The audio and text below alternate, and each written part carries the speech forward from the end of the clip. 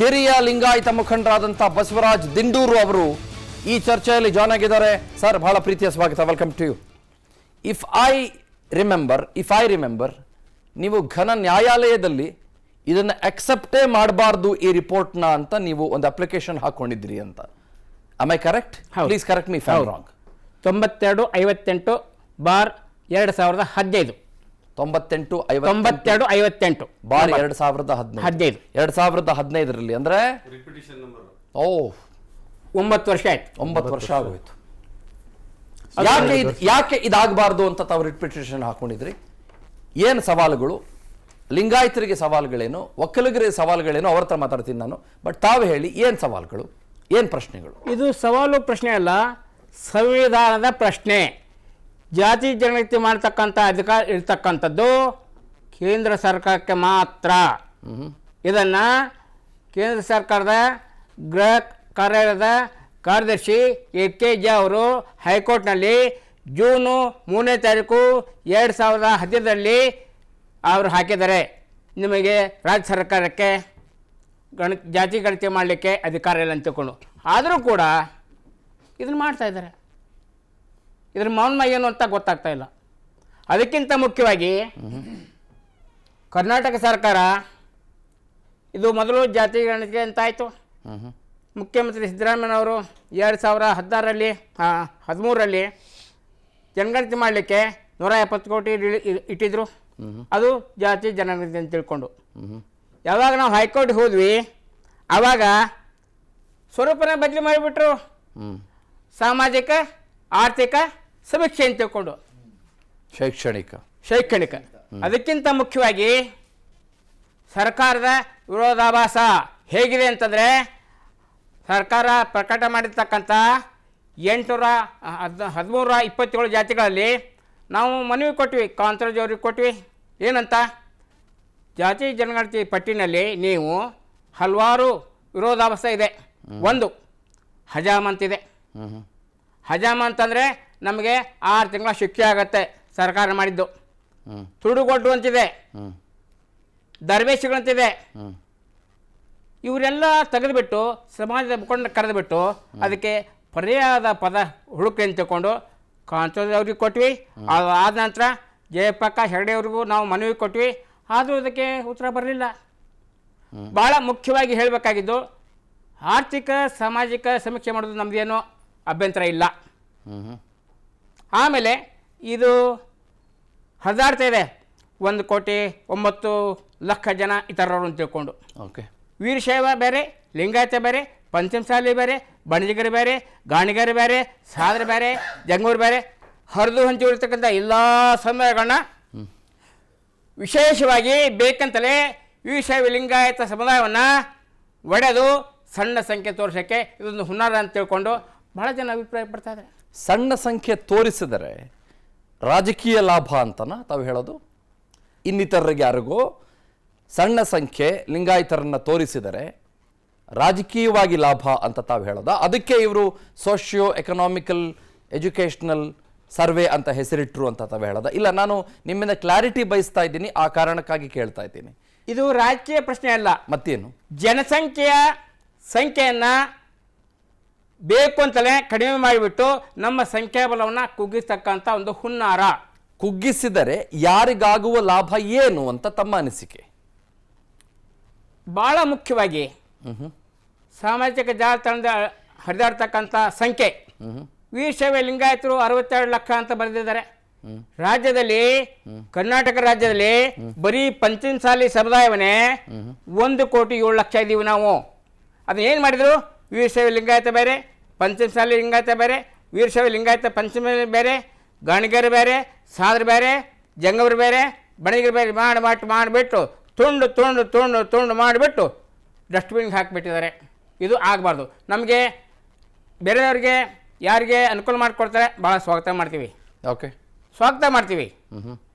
ಆದರೆ ನಮ್ಮ ಜನಸಂಖ್ಯೆಯ ಪ್ರಾಬಲ್ಯವನ್ನು ಕಡಿಮೆ ಮಾಡಿದರೆ ನಾವು ಯಾವ ಕಾರಣಕ್ಕೂ ಸುಮ್ಮನೆ ಇರೋದಿಲ್ಲ. ಮತ್ತೆ ಇದೇನಾದರೂ ಹುನ್ನಾರ ಮಾಡಿಬಿಟ್ಟು ಉಪಸಮಿತಿ ಮಾಡಿದಾರಲ್ಲ, ಉಪಸಮಿತಿ ಯಾಕೆ ಮಾಡಿದ್ದಾರೆ?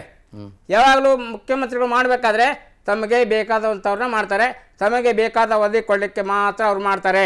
ಓಕೆ. ಹಾಗೆ ಅಂತ ಒಂದು ಅನುಮಾನ. ಗಣತಿ ಮಾಡಲಿಕ್ಕೆ ತೊಂದರೆ ಇಲ್ಲ. ಬರೀ ಬೆಂಗಳೂರಲ್ಲಿ 9,736 ಅಪಾರ್ಟ್ಮೆಂಟ್ಗಳಿದ್ದಾವೆ. 10, 12, 28 ನಾನಿರ್ತಕ್ಕಂಥ ಅಪಾರ್ಟ್ಮೆಂಟ್ 32 ಫ್ಲೋರು. ಈ ಜನಗಣತಿ ಮಾಡಿದ್ರಲ್ಲ ಬಂದು ಎಲ್ಲ ಫ್ಲೋರ್ಗೆ ಹೋಗಿದ್ರಾ? ಹೋಗಲಿಲ್ಲ. ಸರಿ, ಅದು ಸ್ಪೆಷಲಿ ಬರ್ಕೊಂಡ್ರು, ಅಲ್ಲಿ ಬಂದ ತಮ್ಗೆ ಹೆಂಗೆ ಬೇಕೋ ಬರ್ಕೊಂಡ್ರು. ಕೆಲವು ಕಡೆ ಚೆನ್ನಾಗಾಗಿದೆ, ಆದರೆ ಈ ನಗರ ಪ್ರದೇಶ ಆಯ್ತು, ತೀರಾ ಹಳ್ಳಿಗಾಡಿನಲ್ಲಿ ಇದು ಜನಗಣತಿ ವೈಜ್ಞಾನಿಕವಾಗಿ ಆಗಿಲ್ಲ. ನಮ್ಮ ವೀರಶೈವ ಮಹಾಸಭೆ ಅಧ್ಯಕ್ಷರು ಸನ್ಮಾನ್ಯ ಶ್ರೀ ಶಾಮನೂರು ಶ್ರೀಕೃಷ್ಣವರು ಮತ್ತು ನಾನು ಒಂದು ವೇದಿಕೆಯಲ್ಲಿ ಸ್ಪಷ್ಟವಾಗಿ ಹೇಳಿದ್ವಿ, ಇದು ವೈಜ್ಞಾನಿಕವಾಗಿ ಆಗಬೇಕು ಅಂತ ತಿಳ್ಕೊಂಡು. ಓಕೆ, ಸರಿ. ತಾವು ಹೇಳ್ತಾ ಇದ್ದೀರಿ ಇದು ಸಮರ್ಪಕವಾಗಿ ಆಗಿಲ್ಲ, ವೈಜ್ಞಾನಿಕವಾಗಿ ಆಗಿಲ್ಲ, ಇದರಲ್ಲಿ ತೊಂದರೆ ಇದೆ, ಇದರಲ್ಲಿ ದೋಷಗಳಿದ್ದಾವೆ ಅಂತ. ಬಟ್ ಇನ್ನೊಂದು ವ್ಯೂ ಪಾಯಿಂಟ್ ಏನು ಅಂತಂದರೆ, ಈಗ ಅಲ್ಲಿ ಡಿಸ್ಪ್ಲೇ ಆಗ್ತಾ ಇರುವ ನಂಬರ್ಸ್ ಏನಿದೆ ಅಥವಾ ಡೀಟೇಲ್ಸ್ ಏನಿದೆ, 45 ಲಕ್ಷ, 1 ಕೋಟಿ 8 ಲಕ್ಷ ಅಥವಾ ಮತ್ತೊಂದಿಷ್ಟು ಲಕ್ಷಗಳು ಅಂತ ಏನು ಡೀಟೇಲ್ಸ್ ಏನು ಡಿಸ್ಪ್ಲೇ ಆಗ್ತಾ ಇತ್ತು ಮತ್ತು ಡಿಸ್ಪ್ಲೇ ಆಗುತ್ತೆ ಇನ್ನೊಂದು ಸ್ವಲ್ಪ ಹೊತ್ತಿನಲ್ಲಿ, ಅದು ಲೀಕ್ಡ್ ಡೇಟಾ. ಅದರ ಮೇಲೆಯೇ ನಾವು ಒಂದು ಕನ್ಕ್ಲೂಷನ್ಗೆ ಬರೋದು ಬೇಡ ಅನ್ನೋ ಥರದಲ್ಲಿ ಕೂಡ ಒಂದು ಚರ್ಚೆ ಇದೆ. ನಾನು ಮಾತನಾಡ್ತೀನಿ ಸರ್ ಅದ್ರ ಬಗ್ಗೆ. ನಾನು ಒಪ್ತೇನೆ. ಆದರೆ ಇಡೀ ವೀರಶೈವ ಲಿಂಗಾಯತ ಸಮುದಾಯವನ್ನು ಒಟ್ಟು ಕೂಡಿಸಿ ಸಂಖ್ಯೆ ಕೊಡಲಿ, ಬೇಕಾದವ್ರಿಗೆ ಏನು ಅನ್ಕೊಂಡು ಮಾಡ್ಕೊಡ್ಬೇಕು, ನಮ್ಗೆ ತೊಂದರೆ ಇಲ್ಲ, ಸ್ವಾಗತ ಮಾಡ್ತೀವಿ. ಆಗಲಿ ಸರ್, ಮಾತನಾಡ್ತೀನಿ. ತಾವು ಒಕ್ಕಲಿಗ ಮುಖಂಡರಿದ್ದೀರಿ, ಕಿಮ್ಸ್ನ ಬಹುಶಃ ತಾವೇ ಮುನ್ನಡೆಸ್ತಾ ಇದ್ದೀರಿ ಅಂತ ಭಾವಿಸ್ತೇನೆ. ನಿರ್ದೇಶಕರಾಗಿದ್ದೀರಿ. Congratulation too. ಈಗ ನನಗೆ ಹೇಳಿ, ತಾವು ಈ ಸಾಮಾಜಿಕ ಆರ್ಥಿಕ ಶೈಕ್ಷಣಿಕ ಅಲ್ಲಿ ಬರ್ದಿದ್ದಾರೆ, ಸಾಮಾಜಿಕ ಆರ್ಥಿಕ ಶೈಕ್ಷಣಿಕ ಅಂತ ಸ್ಪಷ್ಟವಾಗಿ ಅಲ್ಲಿ ಬರ್ದಿದ್ದಾರೆ. ಈ ಗಣತಿಗೆ ನಿಮ್ಮ ವಿರೋಧ ಯಾಕೆ ಸರ್? ನಮ್ಮ ವಿರೋಧ ಯಾಕೆ ಅಂದರೆ, ಬಹುಶಃ ಹಿರಿಯವರು ಹೇಳಿದರು, ಈ ಜನಗಣತಿ ಇದೆ ಅದೇ ಅವೈಜ್ಞಾನಿಕವಾಗಿರೋದು, ಇದು ಪ್ರಾಪರಾಗಿ ಆಗಿಲ್ಲ. ಅವರು ಜನಗಣತಿ ಮಾಡಬೇಕಾದ್ರೆ ಏನು ಕೇಂದ್ರ ಸರ್ಕಾರ ಮಾತ್ರ ಮಾಡಬೇಕು ಅಂತೇಳಿ ಆರ್ಟಿಕಲ್ 271 ಕೇಂದ್ರ ಸರ್ಕಾರನೇ ಜಾತಿ ಜನಗಣತಿ ಮಾಡಬೇಕು ಅಂತ. ಬಟ್ ಮೊನ್ನೆ ಬಿಹಾರ ಮಾಡಿತು. ಮೊನ್ನೆ ಬಿಹಾರ ಮಾಡಿತು ಇಲ್ಲ ಮಾಡಿದೆ. ಅದಕ್ಕೋಸ್ಕರ ನಾವು ಇನ್ನೊಂದು ಜೊತೆಗೆ ನಮ್ಮ ದ್ವಾರಕಾ ಸರ್ ಹೇಳಿದರು, ವರದಿ ಕೈ ಬರಲಿ ಆಮೇಲೆ ಮಾತಾಡೋಣ, ಯಾವುದೇನಿದೆ ಅದು ನ್ಯೂನತೆ ಏನು ಅಂತ ಕೇಳೋಂತ. ಆದರೆ ನೀವು ನೋಡಿ, ಅಳಿತೊಪ್ಪುತ್ತಿದೆ ಜಾತಿ ಗಣತಿ. ಓಕೆ, ಇದು ಪೇಪರ್ ಬಂದಿರೋದು, ನಾವು ಮಾಡಿರೋದಲ್ಲ, ಪೇಪರ್ ಪಬ್ಲಿಕ್ ಮಾಡಿರೋದು. ಕೊನೆಯ ದಿನ 37% ಜಾತಿ ಗಣತಿ ಬಾಕಿ, ಕೊನೆಯ ದಿವಸ. ಆಮೇಲೆ ಇನ್ನೊಂದು ಕಡೆ ಪೇಪರ್ಲಿದೆ, ಏನಿದೆ ಅಂದರೆ, ಮಕ್ಕಳ ಕೈಲಿ 5 ರೂಪಾಯಿ 10 ರೂಪಾಯಿ ಕೊಟ್ಟು ಬೆಂಗಳೂರಿನಲ್ಲಿ ಮಕ್ಕಳಿಂದಲೇ ಸಮೀಕ್ಷೆ 5-10 ರೂಪಾಯಿ ಕೊಟ್ಟು ಅರ್ಜಿ ಭರ್ತಿ ಮಾಡೋ ಆರೋಪ. ಇದನ್ನೆಲ್ಲ ಹೆಂಗೆ ಒಪ್ತೀರಾ? ನಾವು ಹೇಳ್ತಾ ಇರೋದು ಇದನ್ನ ಒಪ್ಪಕ್ಕೆ ಸರಿ ಇಲ್ಲ. ಸರ್ ಹೇಳ್ತಾ ಇರೋ ನಮ್ಮ ದ್ವಾರಕಾ ಸರು, ಅದು ಬಂದ್ಬಿಡ್ಲಿ, ರಿಲೀಸ್ ಆಗಲಿ, ಅದ್ರಲ್ಲಿ ಏನು ನ್ಯೂನತೆ ಅಂತ. ಇದು ನ್ಯೂನತೆ ತೋರಿಸ್ತಾ ಇದೆಯಲ್ಲ. ಈಗ ನಾವೊಬ್ಬ ರಾಜ್ಯ ಒಕ್ಕಲಿಗ ಸಂಘ ಡೈರೆಕ್ಟರ್ ಆಗಿ ನಮ್ಮ ಮನೆಗೆ ಬಂದಿಲ್ಲ, ನಮ್ಮನ್ನೇ ಇದ್ರ ಬಗ್ಗೆ ಯಾವುದು ಕೇಳಿಲ್ಲ, ನಿಮ್ಮ ಮನೇಲಿ ಎಷ್ಟು ಜನ ಇದ್ದೀರಾ ಏನಂತ ನಮ್ಮ ಊರಿಗೆ ಬಂದಿಲ್ಲ. ಇದು ಸುಮ್ಮನೆ ಎಲ್ಲೋ ಹೋಗಿ ಯಾವುದೋ ಒಂದು ಏನು ವೋಟರ್ ಲಿಸ್ಟ್ ಬರ್ತದಲ್ಲ, ಅದರಲ್ಲಿ ಒಕ್ಕಲಿಗರೆಷ್ಟು, ಅದು ಯಾವುದೋ ಲೆಕ್ಕಾಚಾರ ಯಾವುದೋ ಕಾಲ ತಗೊಂಡು ಬರ್ಕೊಂಡು ಬಂದಿರೋದು ವರದಿ ಕೊಟ್ಟಿರುತ್ತೆ ಹೊರತು ಯಾವುದೇ ಕಾರಣಕ್ಕೆ ಸಮರ್ಪಕವಾದ ವರದಿಯನ್ನು ಇವ್ರು ಮಾಡಿಲ್ಲ. ಹಿರಿಯರು ಹೇಳ್ದಂಗೆ ಸಮರ್ಪಕವಾಗಿ ಜಾತಿ ಗಣತಿ ಮಾಡಿ, ಪ್ರತಿ ಮನೆಗೆ ಹೋಗಿ, ಪ್ರತಿ ಊರಿಗೆ ಹೋಗಿ. ಬೆಂಗಳೂರಿನಲ್ಲಿ ಅಷ್ಟು ಅಪಾರ್ಟ್ಮೆಂಟ್ಗೆ ಹೋಗಕ್ಕೆ ಆಯ್ತದ? ಅಲ್ಲ, ಹೋಗಂಗಿಲ್ಲ ಅಂದ್ರಲ್ಲ ಕೇಂದ್ರ ಸರ್ಕಾರದ ಪ್ರಕಾರ. ಹೋಗಿ ಇವ್ರು ಮಾಡಂಗೇ ಇಲ್ಲ. ಇವ್ರು ಮಾಡಂಗೇ ಇಲ್ಲ. ಇದು ನಾವು ರಾಜ್ಯ ಒಕ್ಕಲಿಗ ಸಂಘ ಈಗಾಗಲೇ ಸಿದ್ದರಾಮಯ್ಯನವರಿಗೆ, DK ಶಿವಕುಮಾರ್ ಅವರಿಗೆ ಮತ್ತು ಈ ಆಯೋಗದ ಎಲ್ಲ ಅಧ್ಯಕ್ಷರಿಗೆ ವರದಿ ಕೊಟ್ಟಿದ್ದೀವಿ. ದಯವಿಟ್ಟು ಇದು ಮಾಡಬೇಡಿ, ಇಲ್ಲಿ ಜಾತಿಗಳ ಮಧ್ಯೆ ಸಂಘರ್ಷವನ್ನು ತರಬೇಡಿ, ನೀವು ಮಾಡಬೇಕಾದ್ರೆ ಪ್ರಾಪರ್ ಮಾಡಿ ನಂತರ ಇದನ್ನು ರಿಲೀಸ್ ಮಾಡಿ. ಈ ಯಾವುದೇ ಕಾರಣಕ್ಕೆ ಈ ವರದಿಯನ್ನು ನೀವು ರಿಲೀಸ್ ಮಾಡಬಾರ್ದು ಅಂತೇಳಿ ನಾವು 30/8/2023 ಕೊಟ್ಟಿದ್ದೀವಿ. ಮತ್ತೆ ಸುಮಾರು DK ಶಿವಕುಮಾರ್ ಕೊಟ್ಟಿದ್ದೀವಿ, ಆಯೋಗದ ವರದಿ ಎಲ್ಲ ಕೊಟ್ಟಿದ್ದೀವಿ. ಜೊತೆಗೆ ನಾವು ಹೇಳಿದಲ್ಲ ಸರ್, ಇದು ನಾವು ಹೇಳ್ತಾ ಇಲ್ಲ ಸರ್, ಮಾಧ್ಯಮ ಮಿತ್ರ ಹೇಳ್ತಾ ಇರೋದು. ಹರಿತಪ್ಪುತ್ತಿದೆ ಜಾತಿ ಗಣತಿ. ಮಕ್ಕಳಿಂದ 5-10 ರೂಪಾಯಿ ಕೊಟ್ಟು ಜಾತಿ ಗಣತಿ ಬಳಸ್ತಾರೆ. ಏನು ಇದು ಒಪ್ಪಕ್ಕಾಗುತ್ತಾ? ಸರ್ ಹೇಳ್ತಾ ಇರೋದು ನಮ್ಮ ದ್ವಾರಕಾ ಸರ್, ರಿಲೀಸ್ ಮಾಡಲಿ ಅಂತ. ರಿಲೀಸ್ ಮಾಡಬಾರ್ದು, ತಪ್ಪು ಸಂದೇಶ ಹೋಗ್ತದೆ. ಒಂದು ವರ್ಗದಕ್ಕೆ ಅನ್ಯಾಯ ಮಾಡ್ದಂಗೆ ಆಗುತ್ತೆ, ಒಂದು ಸಮುದಾಯಕ್ಕೆ ಅನ್ಯಾಯ ಮಾಡ್ದಂಗೆ ಆಗುತ್ತೆ. ನಾವು ಒಕ್ಕಲಿಗ ಸಂಘ ಈ ವರದಿಯನ್ನು ಯಾವುದೇ ಕಾರಣಕ್ಕೆ ಒಪ್ಪಕ್ಕೆ ರೆಡಿ ಇಲ್ಲ. ಅಕಸ್ಮಾತ್ ಏನಾದ್ರೂ ರಿಲೀಸ್ ಮಾಡಿದ್ರೆ ಏನು ಗೋಕಾಕ್ ವರದಿ ಆಯ್ತಾ ಆ ಮಾದರಿ ಹೋರಾಟ ಮಾಡೇ ಮಾಡ್ತೀವಿ. ಈಗ ಇದು ಎಚ್ಚರಿಕೆ ಇದು ಈಗ ಈ ಸರ್ಕಾರಕ್ಕೆ. ಈಗ ಫಾರ್ ಎಕ್ಸಾಂಪಲ್ ಈ ಲೀಕ್ಡ್ ಡೇಟಾನೇ ನಾವು ಕೈಯಲ್ಲಿ ಒಂದು ಎಕ್ಸಾಂಪಲ್ ಆಗಿ ಇಟ್ಕೊಂಡು ತಗೊಂಡು ಲೀಕ್ಡ್ ಡೇಟಾ ಪ್ರಕಾರನೇ ಒಕ್ಕಲಿಗರ ಸಂಖ್ಯೆ 73 ಲಕ್ಷ ಅನ್ನೋದನ್ನ ತೆಗೆದುಕೊಳ್ಳೋದಾದರೆ ಇಲ್ಲ ನಿಮ್ಗೆ ಇನ್ನೊಂದು ಹೇಳ್ತೀನಿ. ಅಲ್ಲ, ಒಂದ್ ನಿಮಿಷ, ನನ್ನ ಪ್ರಶ್ನೆಗೆ ದಯಮಾಡಿ ಉತ್ತರ ಕೊಡಿ. ಈ ಲೀಕ್ಡ್ ಡೇಟಾ ಪ್ರಕಾರನೇ 73 ಲಕ್ಷ ಮಾತ್ರ ಇದ್ದಾರೆ ಅನ್ನುವುದನ್ನು ತೆಗೆದುಕೊಳ್ಳುವುದಾದ್ರೆ ಒಕ್ಕಲಿಗರಿಗಾಗುವ ಸೋಷಿಯೋ ಎಕನಾಮಿಕಲ್ ಎಜುಕೇಶನಲ್ ಅನ್ಯಾಯ ಏನು?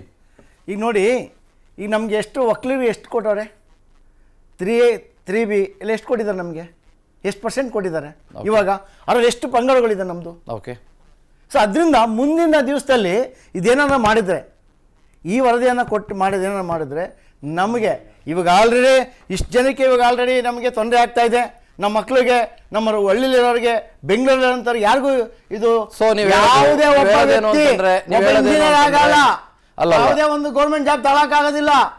ನಮ್ಮ ಮಕ್ಕಳಿಗೆ ಶೈಕ್ಷಣಿಕವಾಗಿ ಮತ್ತು ಆರ್ಥಿಕವಾಗಿ ತುಂಬಾ ಅನ್ಯಾಯ ಮಾಡ್ದಂಗೆ ಆಗುತ್ತೆ ನಮ್ಮ ಜನಾಂಗಕ್ಕೆ. ಅದೇ ನೀವೇನು ಹೇಳ್ತಾ ಇರೋದು, ನಮ್ಮ ಜಾತಿಯನ್ನ ಕಡಿಮೆ ತೋರಿಸಿದಷ್ಟು, ನಮ್ಮ ಸಮುದಾಯವನ್ನ ಕಡಿಮೆ ತೋರಿಸಿದಷ್ಟು ನಮಗೆ ಸಾಮಾಜಿಕವಾಗಿ ಹಿನ್ನಡೆ ಆಗುತ್ತೆ ಹೊರತುಪಡಿಸಿದ್ರೆ ನಮಗೆ ಮುನ್ನಡೆ ಆಗೋದಿಲ್ಲ. ಸೋಷಿಯಲಿ, ಎಕನಾಮಿಕಲಿ ಅಥವಾ ಎಜುಕೇಶನಲಿ ನಮಗೆ ಹೊರತಗಳು ಬೀಳುತ್ತೆ ಹೊರತು ಉಂದಾರ ಮಾಡಿ ಒಕ್ಕಲಿಗರು ಮತ್ತೆ ಲಿಂಗಾಯತನ ತುಳಿಬೇಕು ಅಂತ ಹೇಳಿ ಈ ವರದಿ. ಸೊ ನಿಮ್ಮ ವಾದ ಅಲ್ಲ, ನಿಮ್ಮ ವಾದ ಏನು ಅಂತಂದ್ರೆ ಈ ಸರ್ಕಾರ 2013 ಮತ್ತು 2018 ನಡುವೆ ಇದ್ದಂತಹ ಸಂದರ್ಭದಲ್ಲಿ, ಅಂದ್ರೆ 2015ರಲ್ಲಿ ಈ ಒಂದು ಸಮೀಕ್ಷೆಯನ್ನ ಮಾಡುವುದಕ್ಕೆ ಹೊರಟಾಗ ಅಹಿಂದ ವರ್ಗವನ್ನ ಓಲೈಸುವ ಸಲುವಾಗಿ ಮಾತ್ರ ಇದನ್ನ ಮಾಡ್ತು, ನಮ್ಮನ್ನ ಬೇಕಂತಲೇ ಕಡಿಮೆ ತೋರಿಸಿ ನಮಗೆ ಸಿಗಬಹುದಾಗಿರುವ ಸವಲತ್ತುಗಳನ್ನ ಕಡಿಮೆ ಮಾಡಬೇಕು ಅನ್ನುವ ಪ್ಲಾನ್ ಆಫ್ ಆಕ್ಷನ್ ಅಡಿಯಲ್ಲಿ ಈ ಗವರ್ಮೆಂಟ್ ಮಾಡಿದಂತ, ಆಗಿದ್ದಂತ ಇದೇ ಗವರ್ಮೆಂಟ್ ಮಾಡಿದಂತ ಹುನ್ನಾರ ಅಂತ ತಾವು ಹೇಳ್ತಾ ಇರೋದು. I got your point. ನಾನು ಮಾತನಾಡ್ತೀನಿ, ಒಂದ್ ನಿಮಿಷ ದಯಮಾಡಿ, ಒಂದ್ ನಿಮಿಷ. ನಾನು ಇಲ್ಲಿ ಇವತ್ತು ವಿಷಯಗಳನ್ನ ಮಂಥನ ಮಾಡಕ್ಕಿದ್ದೇನೆ ಹೊರತುಪಡಿಸಿದ್ರೆ ಯಾರ್ಯಾರಲ್ಲೂ ಜಗಳ ಆಡಕ್ಸಕ್ಕಂತೂ ನಾನು ಖಂಡಿತವಾಗ್ಲೂ ಕೂಡ ಇಲ್ಲ. ನೀವು ಹೇಳ್ತಾ ಇರೋದನ್ನು ಕೂಡ ನಾನು ರಿಸೀವ್ ಮಾಡ್ತಿದ್ದೀನಿ, ದ್ವಾರಕಾನಾಥ್ ಸರ್ ಹೇಳಿದ್ದನ್ನು ಕೂಡ ನಾನು ರಿಸೀವ್ ಮಾಡ್ತಿದ್ದೀನಿ, ನಮ್ಮ ಹಿರಿಯರು ಹೇಳಿದ್ದನ್ನು ಕೂಡ ರಿಸೀವ್ ಮಾಡ್ತಾ ಇದ್ದೀನಿ. ಇನ್ನೂ ಇಬ್ರು ಇದ್ದಾರೆ, ಅವ್ರನ್ನ ಮಾತನಾಡಿಸಿ ನಂತರದಲ್ಲಿ ದ್ವಾರಕಾನಾಥ್ ಸರ್ಗೆ ಮತ್ತೆ ಹೋಗೋಣ. ಅನುಕ್ಷಣದ ಸುದ್ದಿಗಳಿಗಾಗಿ ವಿಸ್ತಾರ ನ್ಯೂಸ್ ಯೂಟ್ಯೂಬ್ ಚಾನೆಲ್ ಸಬ್ಸ್ಕ್ರೈಬ್ ಮಾಡಿ. ಹೊಸ ಸುದ್ದಿಗಳ ನೋಟಿಫಿಕೇಶನ್ಗಾಗಿ ಬೆಲ್ ಐಕಾನ್ ಕ್ಲಿಕ್ ಮಾಡಿ.